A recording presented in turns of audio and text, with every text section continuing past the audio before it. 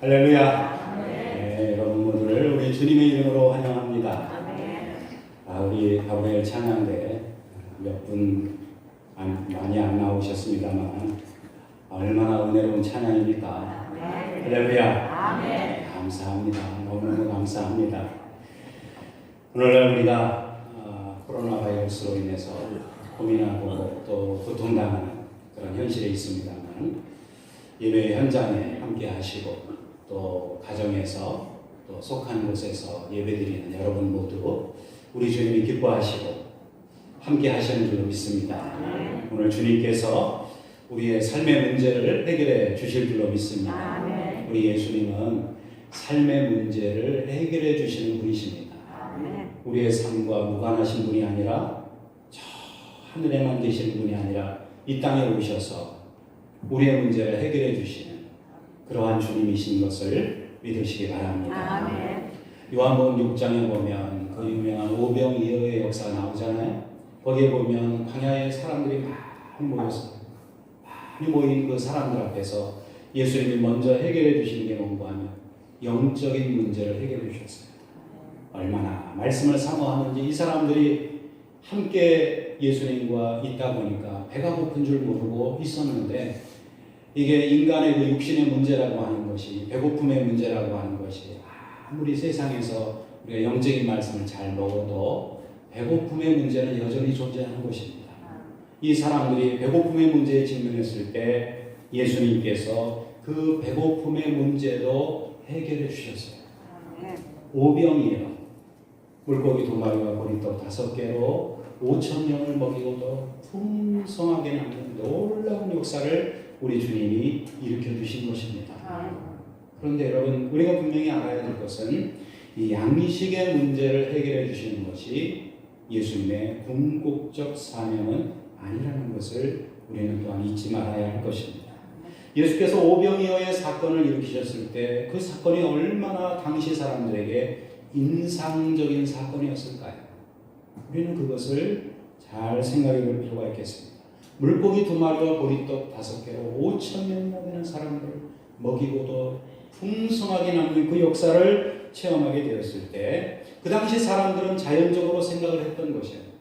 우리가 저분만 따라다니면 저분이 우리의 임금이 된다면 우리는 적어도 먹는 문제만큼은 고민하지 않아도 되겠구나 라고 생각해서 예수님을 따라갔다고 이야기를 합니다. 얼마나 열심히 예수님을 따랐던지 그들의 열심에 대해서 요한복음은 증거하고 있는데 그들이 예수님을 따라다닌 이유는 떡 때문이었어요. 다른 말로 하면 양식의 문제를 해결하기 위해서 예수님을 따랐던 것입니다. 그러한 기대를 가졌던 사람들이 예수님을 따랐을 때 그 결과가 어떠했는가? 요한복음 6장을 우리가 천천히 읽어보면 그런 기대, 세상의 양식의 문제, 떡의 문제를 해결하기 위해서 예수님을 따랐던 사람들은 예수님의 말씀을 이해할 수도 없었고 받아들일 수도 없었다 라고 하는 것이 요한복음 6장의 결론인 것을 우리는 알고 있습니다. 그래서 그들의 결국은 어떻게 됐어요? 예수님을 떠나갔다 라고 말씀을 합니다. 예수님을 따라가면 육신의 양식의 문제가 해결될 줄 알았더니 그것이 아니더라 이것이죠. 그러한 사람들을 향해서 그 시대에 주님을 따르는 사람들을 향해서 우리 주님은 말씀을 하십니다. 나는 하늘에서 내려온 살아있는 떡이니라. 요한복음 6장 51절에서 우리 주님이 선언하셨어요. 그리고 초막절이라고 하는 그 명절 끝날에 수많은 사람들을 향하여 우리 주님이 외치셨습니다. 누구든지 목마르거든 내게로 와서 마시라. 요한복음 7장 37절에 예수님에 대해서 나는 생명의 생수다 라고 말씀을 하신 거예요. 또한 요한복음 8장 12절에 나는 세상의 빛이니 나를 따르는 자는 어둠에 다니지 아니하고 생명의 빛을 얻으리라 라고 말씀을 하셨습니다. 이처럼 예수님께서는 우리에게 생명의 떡이 되시고 생수가 되시고 생명의 빛이 되심을 선포하셨습니다. 이 의미가 무엇일까요? 나는 세상을 구원하는 구세주이니라 메시아이니라 라고 하는 선포인 줄로 분명히 믿습니다. 오늘 이 본문의 말씀은 우리에게 참된 예수님의 제자가 되는 조건에 대해서 말씀해 주고 있어요. 예수님의 참된 제자의 조건은 무엇일까요? 첫째로 진리의 말씀에 거하는 자인 줄로 깨달으시기 바랍니다. 오늘 본문 31절의 말씀해 보세요. 너희가 내 말에 거하면 참으로 내 제자가 되고 라고 말씀했습니다. 예수님의 말씀에 우리가 거하면 참으로 주님의 제자가 될 수 있다는 말씀입니다. 우리는 이 말씀에서 참 제자의 조건을 발견하게 됩니다. 여기서 거한다라고 하는 말은요, 요한복음을 우리가 읽어보면 요한복음의 중심적인 표현이라는 사실을 쉽게 깨달을 수가 있습니다. 거한다, 이 말은 무슨 말입니까? 어느 특정한 장소에 영원히 거주한다라고 하는 의미가 거한다라고 하는 말 속에 담겨 있는 것입니다. 이 용어는 마치 이와 같아요. 성부 하나님께서 예수님 안에 거하신다는 의미가 되겠습니다. 성령 하나님께서 이스라엘 민족 위에 머무신다라고 하는 말씀과 같은 것입니다. 성도들은 예수님 안에, 예수님은 성도 안에, 너희가 내 안에, 내가 너희 안에. 할렐루야. 이와 같은 이 상호적인 관계를 우리에게 거한다라고 하는 말씀으로 우리 주님은 표현해 주신 것입니다. 예수님의 말씀 안에 거한다라고 하는 것은 어떤 의미가 있을까요? 예수님의 말씀은 다른 말로 하면 그분의 가르침을 의미합니다. 그러면 여러분, 예수님의 말씀에 거한다라고 하는 것은 NIV 성경에 보니까 예수님의 말씀을 고수한다라고 하는 그런 의미가 담겨져 있는 것을 볼 수가 있어요. 또한 요한복음 전체의 메시지를 통해서 볼 때 가르침을 고수하는, 거기에서 더 나아가서 거한다라고 하는 이 의미가 있습니다. 그것은 바로 예수님과의 친밀한 교제요, 인격적인 나눔이고 주님과의 소통인 것입니다. 주님과 내가 소통하는 것이에요. 어머니와 아들이 눈과 눈을 마주보면서 서로가 소통하는 것처럼 주님과 내가 인격적인 나눔과 소통을 통해서 예수님의 말씀 안에서 친밀한 교제를 나누는 것을 거한다라고 하는 표현으로 말씀하고 있는 것입니다. 그래서 예수께서는 사람이 말씀 안에 거하면 어떤 역사가 일어나느냐? 진리를 알게 되고 진리를 알게 되면 그 진리가 너희를 자유롭게 하리라. 아멘. 그 의미가 무엇입니까? 예수님이 선포하신 대로 예수님을 구주로 믿으면 죄의 정죄에서 해방되어서 자유로운 자가 될 것이다.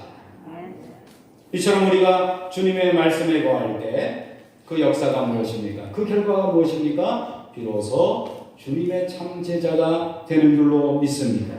그래서 우리 주님은 31절에 말씀하셨어요. 너희가 내 말에 거하면 참으로 내 제자가 되고. 주님을 메시아로 믿지만 여러분 한번 생각해 보세요. 주님을 메시아로 믿습니다. 영생에 대한 진리의 말씀에는 관심이 없어요.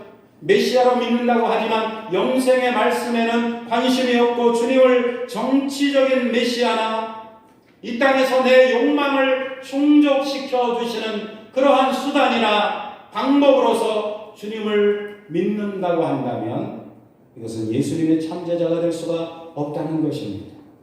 요한복음 6장에 나오는 앞서 오병이어의 역사를 보고서 주님을 따랐던 사람들, 대부분의 사람들은 떡의 문제를 해결하기 위해서 주님을 따랐잖아요. 그런 사람들은 주님의 말씀을 이해할 수도 없고 받아들일 수도 없었기 때문에 주님을 떠났다는 것입니다. 참 제자가 될 수 없다는 것이에요.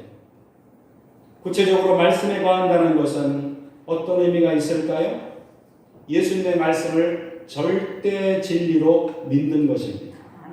사랑하는 성도 여러분, 우리는 주님의 말씀을 믿는 믿음이 우리 가운데 있기를 간절히 소원합니다. 그리고 예수님의 말씀을 즐겁게 배우는 것이에요.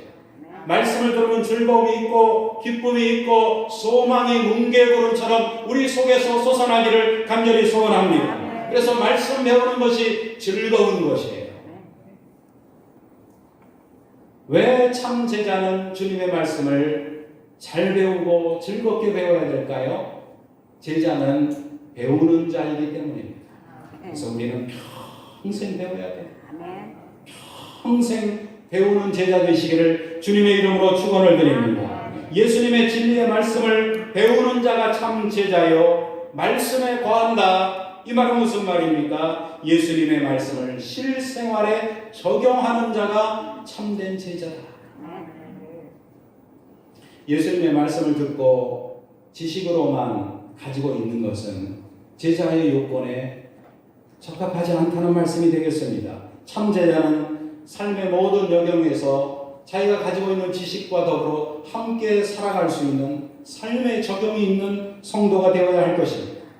야고보서 1장 25절에서도 말씀하셨어요. 자유롭게 하는 온전한 율법을 들여다보고 있는 자는 듣고 잊어버리는 자가 아니요 실천하는 자니 이 사람은 그 행하는 일에 복을 받으리라. 우리가 주님의 참제자가 되려면 예수님의 말씀을 참으로 믿고 삶에 적용할 수 있기를 간절히 소원합니다. 두 번째로 참제자는 어떤 사람입니까? 자유의 능력을 소유한 자인 줄 믿으시기 바랍니다.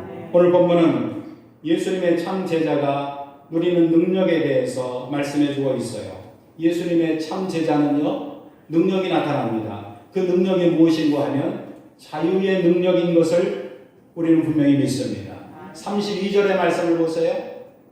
진리를 알지니 진리가 너희를 자유롭게 하리라. 그렇다면 여러분 진리가 무엇입니까? 진리에 대해서 많은 설명을 할 수 있어요. 그러나 가장 간단하게 설명을 한다면 진리는 예수 그리스도의 복음인 줄로 믿으시길 바랍니다. 그렇다면 진리를 우리가 알았는데 참된 자유는 무엇입니까? 참된 자유는 우리가 보통 교과서에서 배우고 세상에서 생각하는 그러한 자유의 개념과는 좀 다릅니다. 이 자유라고 하는 것은 영적인 무지에서 해방되는 것이에요.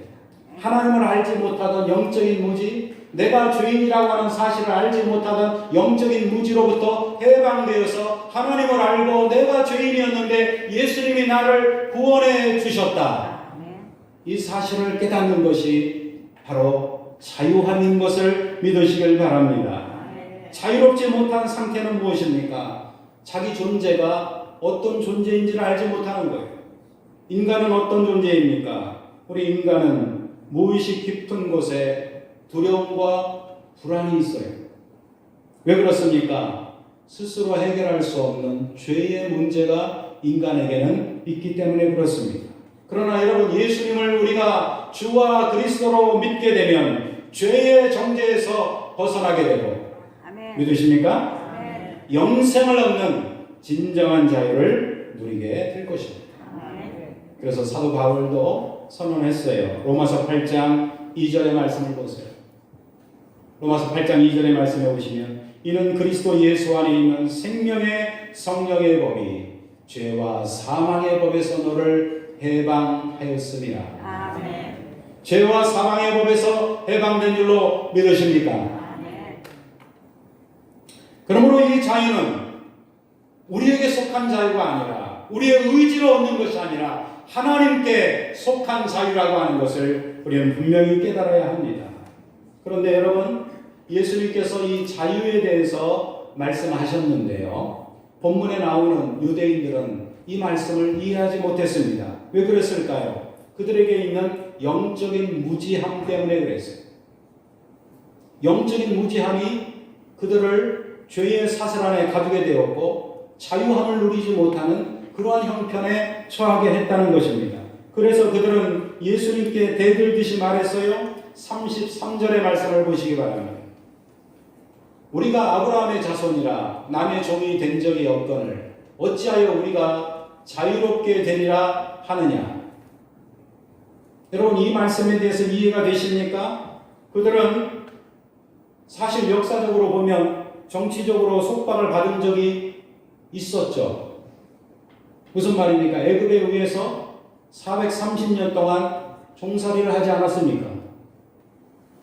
그런데 이 말이 어찌된 말이냐? 이 말이 맞기도 하고 틀리기도 하다라고 말할 수 있겠어요. 그리고 역사적으로 보면 바벨론에 의해서 유대가 완전히 멸망하고 포로 생활을 하지 않았습니까? 70년이라고 하는 포로 생활을 거쳤던 슬픈 민족이 이스라엘 민족 아니에요.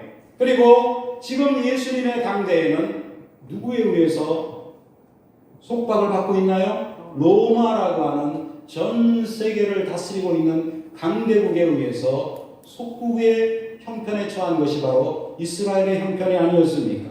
그런데 이 사람들이 말하는 이야기가 무슨 말입니까? 우리는 아브라함의 자손이다. 이 말은 무슨 말이에요? 우리가 다른 나라에 의해서 속국은 되었지만 그러나 신앙적인 자유는 우리가 한 번도 놓친 적이 없는데 우리가 종이 되었다, 자유롭지 못하다, 이 말은 가당치 않다라고 그들은 예수님께 대꾸했던 것입니다. 아브라함의 자손이기 때문이다 이 말입니다. 이 말을 우리가 가만히 생각해 보면 상당한 종교적 자부심과 자존감이 있는 그러한 이야기였다라고 생각을 합니다. 나라는 뺏겼지만 그러나 자신들은 적어도 종된 적은 없었다 이 말이죠. 그러나 그들 자신이 죄의 종 노릇을 하고 있다는 그 신앙적 현실에는 무지했다라고 하는 사실을 알지 못했던 것입니다. 열심히 있는 신앙생활을 하고 있는 것 같지만 그들은 실상이 무엇이었어요? 인본주의의 틀에 빠져 있었던 것입니다. 형식적이고 위선적인 종교의 틀 가운데서 그들은 그것이 자유고 그것이 신앙이라고 스스로 생각하고 있었다라고 하는 것입니다.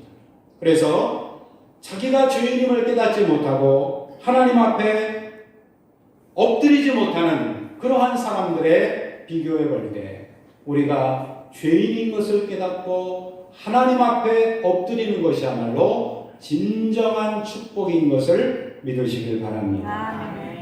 그래서 로마서 7장 24절에 사도 바울은 하나님 앞에서 자기의 실존을 외쳤습니다. 오호라 나는 곤고한 사람이로다. 이 사망의 몸에서 누가 나를 건져내랴. 이와 같은 깨달음과 자기 의식이 하나님 앞에서 축복된 의식이라는 사실을 우리는 깨달아야 할 것입니다. 그렇다면 여러분, 자유를 얻는 길이 무엇입니까? 오늘 본문 32절을 다시 한번 보세요. 진리를 알지니 진리가 너희를 자유롭게 하리라. 무슨 말입니까? 예수님만이 우리를 자유롭게 할 수 있다는 사실을 믿으시길 바랍니다. 예수님을 믿지 않는 세상은 진리 대신 예수님을 믿지 않음으로 인해서 자유를 잃어버리고 말았습니다. 그러나 우리 신자들은 예수님을 믿음으로써 죄에서 해방되고 진정한 자유를 누리고 있다는 이 사실을 우리는 잊지 말아야 할 것입니다. 그렇다면 주님의 참 제자가 된 우리는 어떻게 해야 될까요? 주님의 은혜를 전하는 자가 되어야 될 줄 믿으시기 바랍니다. 오늘의 말씀은 우리가 죄에서 자유함을 얻은 하나님의 자녀가 되었다 하는 것을 깨우쳐주고 있어요. 그래서 진리를 알지니 진리가 너희를 자유롭게 하리라. 이 말씀은 진리가 되시는 예수 그리스도 안에서 예수 그리스도 때문에 우리는 하나님의 자녀가 되었고 자유를 얻었고 영원한 생명을 얻게 되었다.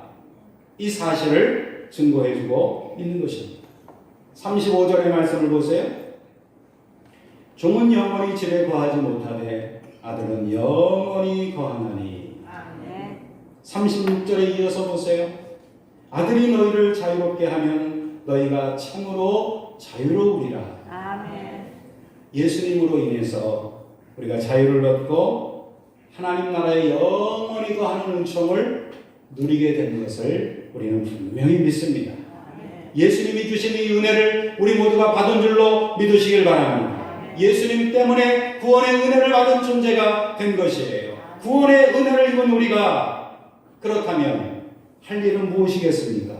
이 은혜를 전하신 예수님처럼 오늘 우리도 은혜를 증거하는 자가 되어야 할 줄로 믿습니다. 마태복음 10장 8절의 말씀에 보시면 예수님이 하신 사역을 구체적으로 말씀하고 있어요. 병든 자를 고치시며 죽은 자를 살리시며 나병 환자를 깨끗하게 하시며 귀신을 쫓아내되 너희가 거저 받았으니 거저 주라. 우리는 하나님의 은혜를 거저 받은 존재들입니다.